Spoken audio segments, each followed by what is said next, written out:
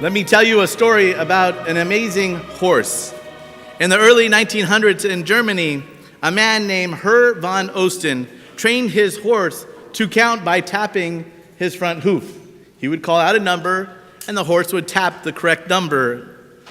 He was soon so popular in that area that paying audiences come and see Hans, this amazing horse.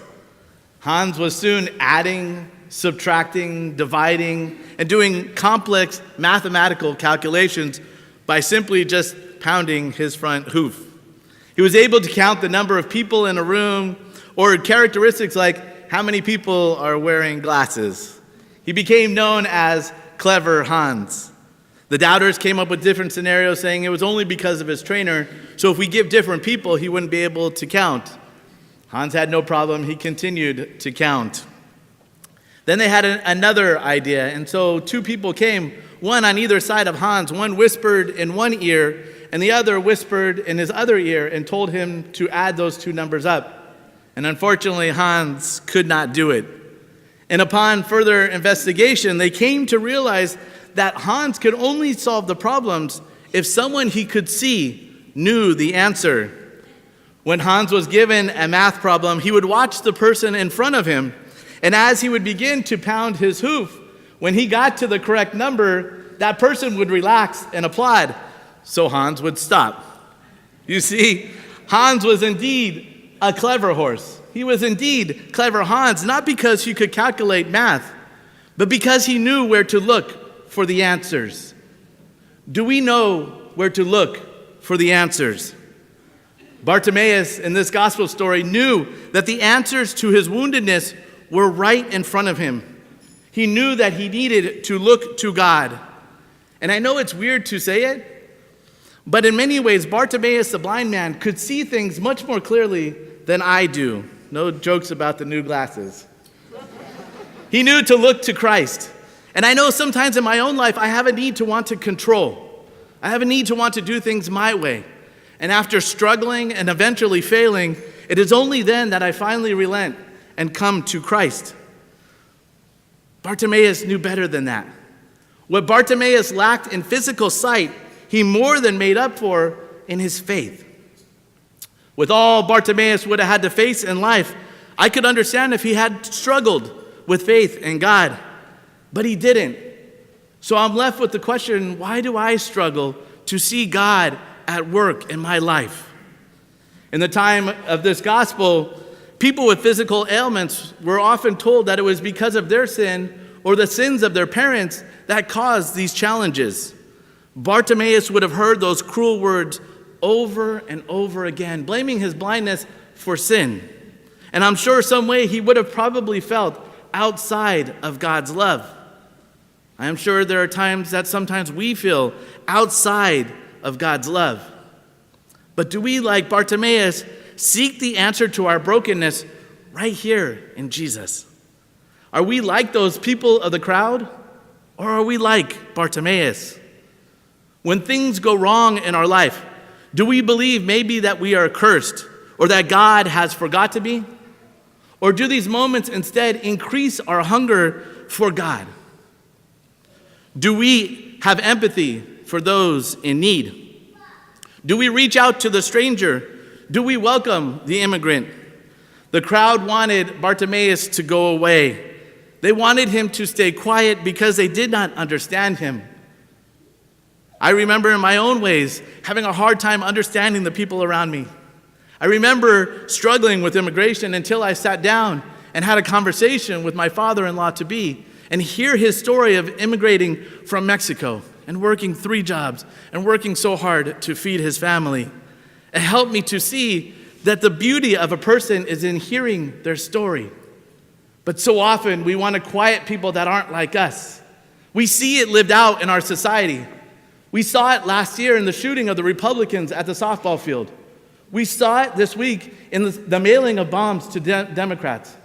And we definitely saw it in the shooting yesterday at a Pittsburgh synagogue. How sad it is when we try to silence those people who are not like us. But we are Christians. We are the beacons of light and truth and life. It's our job to remind people that they are loved, to listen to their story, and then to proclaim our story from this gospel that says we're called to be love and light, especially to those most in need. You see, Bartimaeus was not outside of God's love, and we are not outside of God's love. The truth was that Jesus was heading, it said, outside of Jericho. He was on his way to Jerusalem. He was on his way to the cross. And as he heard the calling, as he heard the beckoning out, the literally pleading to stop, Jesus stopped everything and encountered this man in need. God's life stopped for this man in need. Moved by love, Jesus healed Bartimaeus.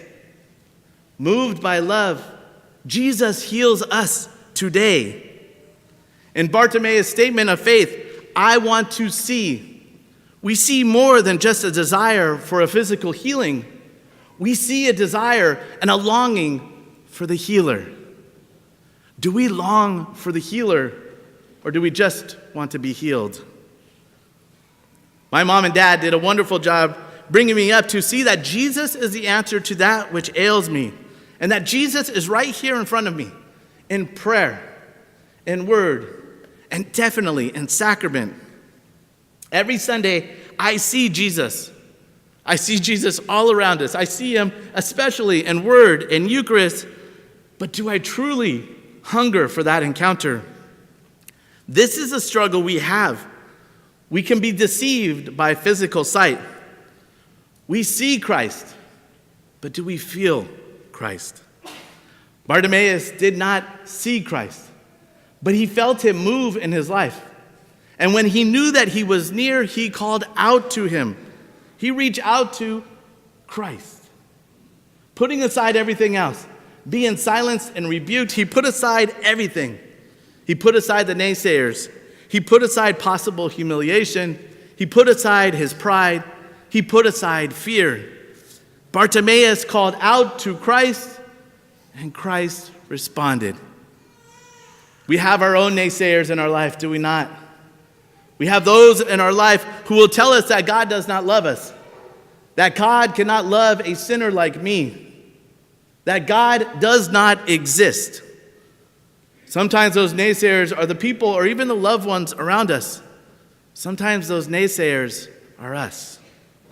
In this moment of tension, when we struggle between that which we know and which we feel, when we struggle to feel Christ in the midst of our lives, when we struggle to see Christ as the answer, pray. Pray. Pray. Pray and invite Christ into that tension. Invite Christ into your doubt. Invite Christ into the chaos of your life. And like this gospel today, Christ will heal you. Christ will give you the clear vision to see him at work in the midst of all of it. In our prayer, know that we are not forsaken. We are not forgotten. We are not unheard. Know in our prayer that we are loved. In our prayer this week, pray for reckless abandon, to take that leap of faith, to surrender ourselves, to surrender our prayer, to surrender our pain, to the answer that lies right in front of us, to give it to Christ. What do you want from me? Whoa. It's a strong statement, is it not? And yet we've heard that question twice in the gospel these last 2 weeks. It's an unusual statement from Christ, but we heard it twice. We heard it this week with Bartimaeus, which seemed like it would have made sense. What did Bartimaeus would have won? But Jesus respected and loved his free will to be able to make the statement of faith. We saw it last week with James and John. With James and John, it could have been anything, right? They could have been asking for Game 5 tickets to the World Series, because we know the Dodgers are in the World Series, right? Okay, good. Just had to make sure you were with me. But instead, what did James and John ask for? They asked for greatness. They looked at themselves. But what did Bartimaeus ask for? He wanted to see. He wanted a deeper relationship with Christ. He longed to be loved. We saw it because what happens after he heals? He follows him. So what do you want Jesus to do? What do you want Jesus to do? State it. State it in your hearts today. State it in this Mass. Say it. What do you want Jesus to do in your life? I know sometimes we're afraid to say it because we're afraid of what that answer may be. We're afraid of what Jesus may tell us. We're afraid sometimes of the yes. We're definitely afraid of the no. But we overlook a little line in this gospel that's so powerful. It says that when Jesus called Bartimaeus, what did he do? He threw aside his cloak. His cloak for him would have been everything. It would have kept him warm in the cool of the evening. It would have kept him shaded from the sun and the heat. And when he begged, it would have kept him from all the things that he would have gathered from the things that he begged. Bartimaeus, before he even knew what Christ was going to do, he threw aside everything. He could have went there and said, I want to see, and Jesus could have said, no. I know that sounds weird, and I know that sounds awkward, but doesn't Jesus tell us no in our life? No, you're not ready. No, it's not time. No, it's okay. But what did Bartimaeus do? He threw aside everything because he knew that whatever Jesus had for him was going to be better than what he had now. Do we have that same faith? To throw everything aside and say, you know what, God? I know that whatever you have for me, even if it's a no, it's going to be better than what I have now. And so I empty myself. I offer myself to you. So what do you want Jesus to do? Offer it today. Maybe you want healing for brokenness in your family. Maybe your child has turned away from the faith. Maybe you've lost a loved one. Maybe your parents are struggling. Maybe you need healing from a medical diagnosis. Maybe you finally want to break the slavery of an addiction. Or maybe you just want renewal of faith. Make that bold statement of faith that I give it to you, Jesus, and I want to see at this Mass today. Allow yourself to encounter a God who the answers are right here in front of us. Remember the story of Peter walking on the water?